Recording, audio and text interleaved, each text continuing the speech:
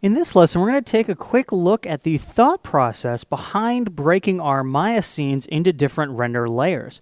We're going to take a look at some issues incorrect usage of layers can cause inside of Nuke, and then we'll take a look at how we can get around that. Alright, I've just opened up 02.Begin, and we just have this very simple file here. Now, right off the bat, we've already rendered this into two layers, one foreground and one background. So to simulate the rendering without layers, we've just merged these two together. So let's take a look down here at the bottom at our Merge 1 and our Vector Blur 2. Now if we zoom in inside of our foreground object, we can see if we switch between these two that they are equivalent, or that no errors are cropping up because of not having any layers. These only appear on the edges of our objects, or where our objects overlap. So let's take a look at the back edge of this car here, and as we can see with number 1, when we're using layers, we have a very nice blur and we can see the background through that. But if we take a look at 2 with no layering, we can see we have some problems. And that's because without layering, there's no way for Nuke to know what the background is behind this blur. And we have another issue here that our vector blur is actually blurring part of the background, which obviously we do not want. Now again, this comes about because we did not render this in layers, and this can cause problems whenever we do things like motion blurs, depth of field blurs, or heavy color corrections, because whenever we do a blur, we're essentially mixing the foreground pixels with the background pixels. So if we don't intelligently break our scene into layers, there's no way we can find out what the background pixels are behind this semi-transparent area of the car. And so we get these edge errors where we can see the entire background getting blurred out, and obviously a mix matching of our foreground and our background object. So again, to fix this or to counteract this, we can render out 2 layers inside of Maya, and in that way we can make sure we can render out, or we have both the foreground information so that we can blur it nicely, but we also maintain this background information. So we can see in our background layer we have all of this background color data behind our car, so no matter how much we want to blur the object in front, we always have some backing material, and as we can see, the transparent areas are mixing or blending nicely with our background layer. Now we can also see a slight problem whenever we do a strong color correction, because wherever 2 objects overlap, we're going to have a small area that has pixels that are a blend of these 2 objects. So I've just disabled this vector blur here, and if we zoom in really close and take a look at these pixels, we can see that our foreground and background pixels are blending along this edge. Now, we have a foreground alpha channel, but what happens when we render both of these layers together is these edge pixels can sometimes get problematic or be color corrected incorrectly. So let's turn back on or undisable both of these hue shifts here. And we can see we've done a pretty extreme hue shift, not really too great looking, but if we look at both of these blurs, we can see that there's a color correction issue with our second blur. And this becomes even more pronounced if we try to fix this after the blur, as we've done on the left. And as you can see, if we try to hue shift after the blur, with the proper layering, it works just fine because we're hue shifting the entire foreground object, but with our unlayered system, we have to rely on an alpha channel, which again doesn't deal with these edge issues very well. So what we get is we get a blending of our color correction back into the original color, and then a sudden drop off to the background.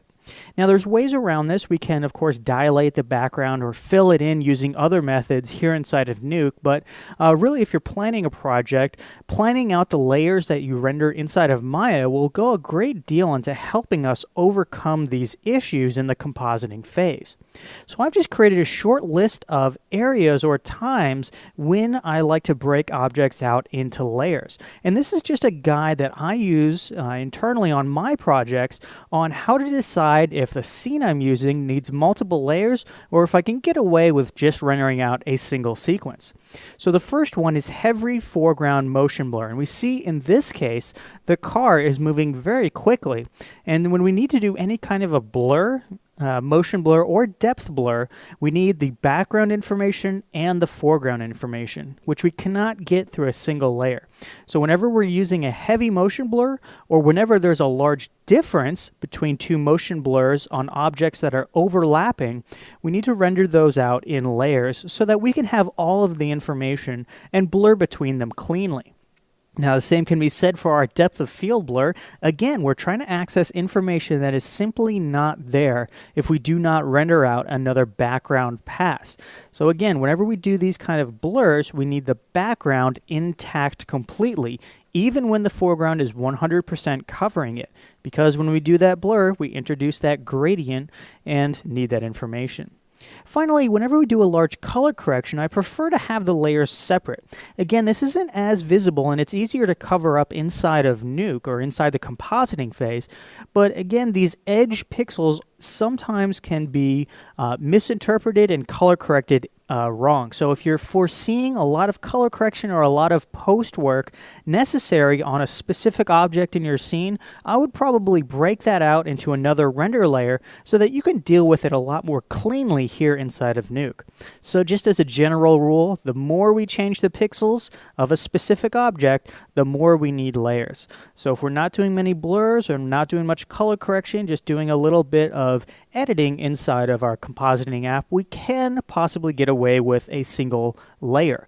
However, as we add complexity, add motion, add blurring, we need to start breaking these objects apart. So let's now just quickly take a look at a few things that might come into play that are problems when we break our objects into layers. So one of the main problems with breaking out all of our objects or breaking out multiple objects is overlapping or interacting objects. If you have a spaceship flying into a building and the two objects interpenetrate with each other, we need to render out something called a holdout mat or some sort of data pass to be able to composite them together inside of Nuke. Now the second thing, of course, is if the reflection, or excuse me, if the foreground or background relies on the rest of the objects in the scene, they're going to need to stay in there in some way. And we actually did this in our scene here. If we take a look at our background layer, we see the foreground color casting and the occlusion and light blocking of the foreground object, but we do not see the actual foreground car. And there's many different ways we can do this in Maya. In this case, we just did it with a group with the primary visibility turned off.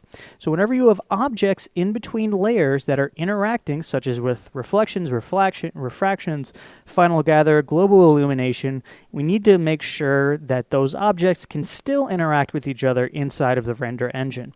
So just as a general rule, whenever you're creating more layers, just be careful when objects on one layer interact or modify or are overlapping with objects on a different layer, because we need to make sure that we keep all of these things in mind and keep our render integrity while we're layering these.